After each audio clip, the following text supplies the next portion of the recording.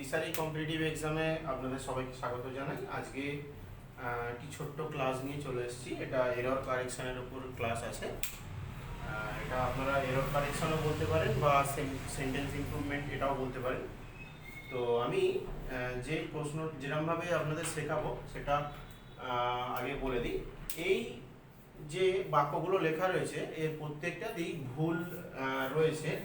অনেক সময় আমরা দেখব যে এই ভুলগুলো, এই যে বাক্যগুলোর মধ্যে কোথাও না কোথাও একটা আন্ডারলাইন করা থাকতে পারে।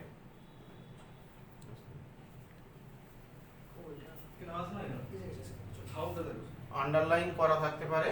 এই আন্ডারলাইনটা আমি এখানে দিইনি, আমি আপনাদেরকে বলে দিচ্ছি যে কিভাবে এই বাক্যগুলো আমরা করব। আচ্ছা, আমাদের স্টুডেন্টদেরকে বলছি যে তোমরা এগুলো করতে থাকো। এই তোমরা এগুলো করেছো তো? হ্যাঁ, তো এখানে লেখা রয়েছে the jury was divided in their opinion regarding the verdict. তো এই শব্দ, এই যে বাক্যটার মধ্যে আমাদের ভুল কোথায় রয়েছে সেটা আমাদেরকে ধরতে হবে। সেটা এই রকম ভাবে ক্রস করে দিতে পারে, অর্থাৎ এ বি সি অথবা ডি নো এরর, এরকম ভাবেও থাকতে পারে। তো আমরা এখানে দেখব যে ভুল কোন বাক্যটায় রয়েছে সেটা আমাদেরকে, মানে কোন পার্টটায় রয়েছে সেটা দেখব। আমরা যখনই জুরি শব্দটা পাবো তখন আমাদেরকে একটু মাথায় রাখতে হবে, যদি জুরি পিপল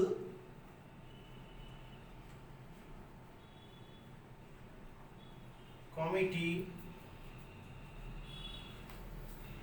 ফ্যামিলি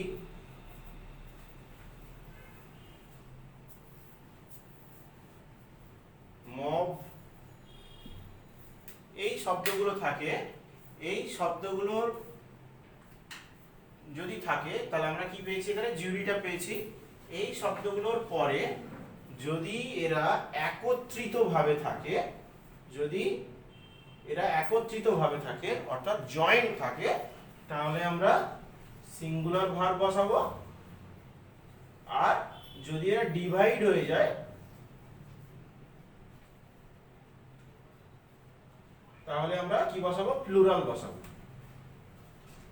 তাহলে আমি আরেকবার বলছি, যদি জুরি পিপল কমিটি ফ্যামিলি মব এই সব শব্দগুলো থাকে, এরা যদি একসঙ্গে বসতে চায় অর্থাৎ তারা যদি একত্রিত ভাবে থাকতে চায় তাহলে আমরা কি করব? সিঙ্গুলার নাম্বার দেবো। আর যদি ডিভাইড হয়ে যায়, মানে তারা যদি ভাগ হয়ে যায়, তাহলে আমরা প্লুরাল দেব। তাহলে এখানে তো বলেছে ডিভাইড হয়ে গেছে, তাহলে ডিভাইড হয়ে গেলে আমরা কি দেব? এই ওয়াজটা কেটে এখানে ওয়ার বসাবো। তাহলে জুরি ওয়ার ডিভাইডেড। তাহলে এই এটা ভুল ছিল। যদি আমাদেরকে এ বি সি ডি নির্বাচন করতে বলে তাহলে আমরা এটা টিক দেব। আর যদি এখানে দাগ দিয়ে যদি কোনো আন্ডারলাইন করা থাকে, যদি আমাদেরকে বলা হয় যে এই আন্ডারলাইনেতে কি হবে, তাহলে এখানে আমরা ওয়ার দেব। বোঝা গেল? আচ্ছা, এবার নেক্সটে চলে আসি। আচ্ছা, হয়েছে? নেক্সটে চলে আসছি আমি। আচ্ছা, আমাদের এখানে SSC CGL police WBCS combined prelim plus main এইগুলোর জন্য ভর্তি তো চলছে। অবশ্যই আপনারা বিশদে জানতে এই নাম্বারে ফোন করতে পারেন। এছাড়াও আমাদের যে মক টেস্ট বা এমনি ক্লাসের জন্য আমাদের এখানে ক্লাস টেস্টের জন্য আমাদের এখানে যোগাযোগ করতে পারেন। ঠিক আছে, আমি আবার চলে আসছি 2 নাম্বার প্রশ্নেতে। এখানে আছে যে নাইদার দ্য টিচার নর his students has arrived at the auditorium yet. তো এখানে আমরা কি করব? তো এখানের ফর্মুলাটা হচ্ছে নাইদার নর, এটা থাকবে, নাইদারের সঙ্গে নর থাকে, আইদারের সঙ্গে অর থাকে,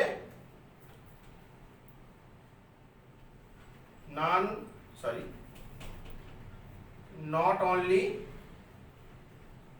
বাট অলসো। তো এইগুলো আমরা জানি যে নাইদার থাকলে নাইদার থাকলে নট থাকবে, আইদার থাকলে অর থাকবে, নট অনলি থাকলে বাট অলসো থাকবে। তো আমরা কি করব, এই যে শেষে শব্দটা রয়েছে এই শব্দের পরে যে সাবজেক্ট থাকবে, সাবজেক্ট সিঙ্গুলার আছে নাকি প্লুরাল আছে, এইটা আমাদেরকে দেখে আমরা সেই ভাগটাকে করব। তাহলে কে কে আছে এখানে সাবজেক্টটা, তাহলে দ্য টিচার এখান পর্যন্ত সিঙ্গুলার ছিল, কিন্তু আমাদের এটা সিঙ্গুলারটা আমাদের লাগবে না। নর এইখানে হচ্ছে আমাদের হি স্টুডেন্ট, তাহলে এটা কি আছে, প্লুরাল ভার্বে রয়েছে। তাহলে প্লুরাল ভার্বে থাকলে আমাদের কি করতে হবে, সরি প্লুরাল নাউনে রয়েছে, তাহলে আমাদের এইখান থেকে এই হ্যাজ শব্দটা তুলে আমাদেরকে হ্যাভ বসাতে হবে।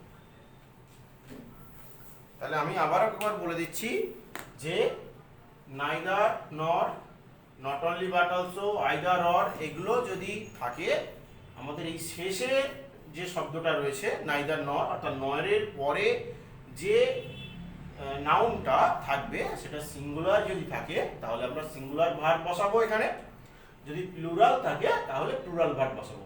তাহলে এখানে স্টুডেন্টস ছিল, হি স্টুডেন্টস ছিল নরের পর, তাই জন্য আমাদের প্লুরাল ভার্ব হ্যাভ হয়ে বসেছে। আচ্ছা নেক্সট আবার চলে আসছি 3 নম্বরটায়। 3 নম্বরটায় বলছে the principal along with the staff member were present in the seminar। তাহলে আবার বলছি যে এই রকম along with থাকলে তাহলে আমরা কি করব, যদি along with, যদি শুধু with, together with, যদি besides এই সবগুলো থাকে, আরো রয়েছে অনেক, সেগুলো আমি ক্লাসে করিয়েছি। তো এই রকম থাকলে আমাদের কি হবে, এইটা যেরকম পরেরটা দেখতে হয়েছিল এর আগে কোন নাউনটা রয়েছে সেটা সিঙ্গুলার নাকি প্লুরাল সেইটা আমাদেরকে দেখতে হবে। অর্থাৎ আমরা অ্যালং উইথ এর আগে কে বসেছে, বা টুগেদার উইথ এর আগে কে বসেছে, বা বিসাইডস এর আগে কে বসেছে, প্রথমে যে কি থাকবে সেইটার সিঙ্গুলার অথবা প্লুরাল কি আছে সেইটা দেখে আমরা কিন্তু এখানে এই ভার্বটাকে সিঙ্গুলার অথবা প্লুরালে নিয়ে যাব। তাহলে এবার তোমরা বলো যে স্টুডেন্টরা যে এটা আমাদের কি করব, ওয়ারটা ওয়াজ। আচ্ছা এবারে আমি সরাসরি 5এরটায় চলে যাই, 4এরটা পরে আসছি।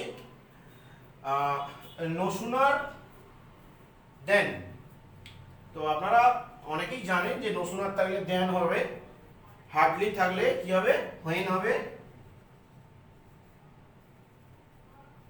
হোয়েন হবে। নো সুনার থাকলে কি হবে, দেন হবে, হার্ডলি থাকলে হোয়েন হবে, এটা তো ঠিক ছিল।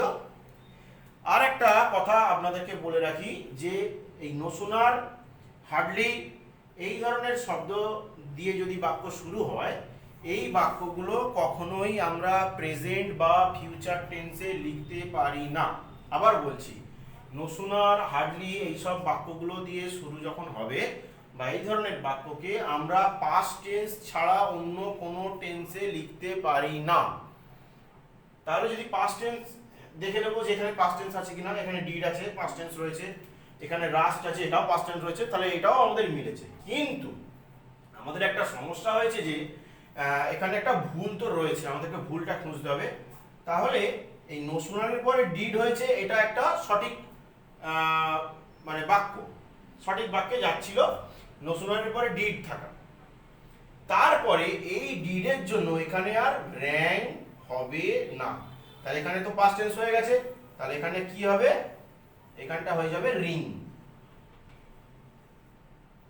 তাহলে আবারও বলছি যে নো সুনারের পরে যদি ডিড থাকে তাহলে এইখানে যে শব্দটা হবে নাউনের পরে, প্রথম নাউনের পরে, সেটা হয়ে যাবে কি V1। আর যদি অনেকে এবারে প্রশ্ন বলবে যে যদি আচ্ছা মাস্টারমশাই তাহলে যদি এখানটা হ্যাড থাকতো সেখানে কি হতো, এখানে তো আমরা অনেকে হ্যাড দিয়ে শিখেছি নো সুনারের পরে, হ্যাঁ তাহলেও হবে। তাহলে এখানে কি করতে হবে, V3 করতে হবে। অর্থাৎ আমাদেরকে দুটো ভাবে করা যেতে পারে, নো সুনারের পরে ডিড আনতে হবে, তাহলে V1 আনতে হবে, অথবা নোশনের পরে হ্যাড আনতে হবে অথবা V3 আনতে হবে।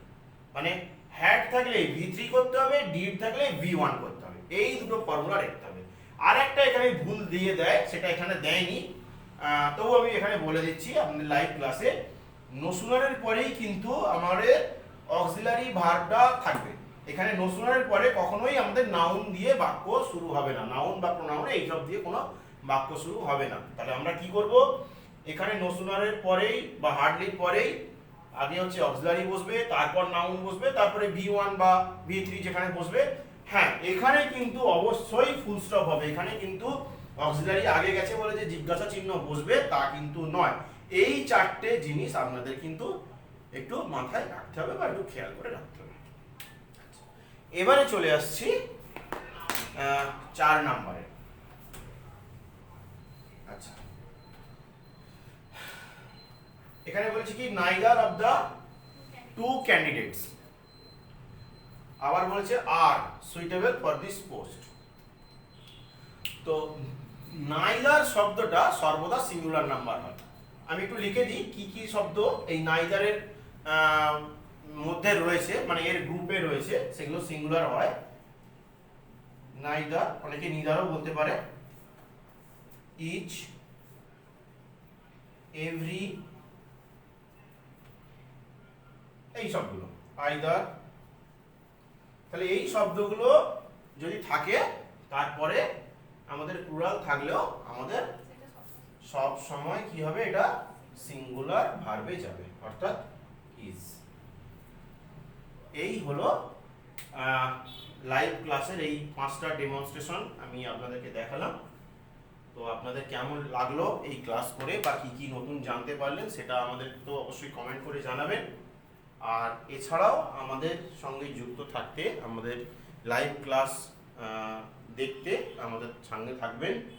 যদি কোনো প্রশ্ন আপনাদের এখানে থেকে থাকে, বা ক্লাস সম্পর্কে জানতে, কোর্স সম্পর্কে জানতে, বা এসএসসি, WBCS এসব যে কোর্সগুলো আমাদের করানো হচ্ছে, বা মক টেস্ট দিতে, আমাদের এই নাম্বারে ফোন করে আপনারা আমাদের সঙ্গে থাকুন, পাশে থাকুন।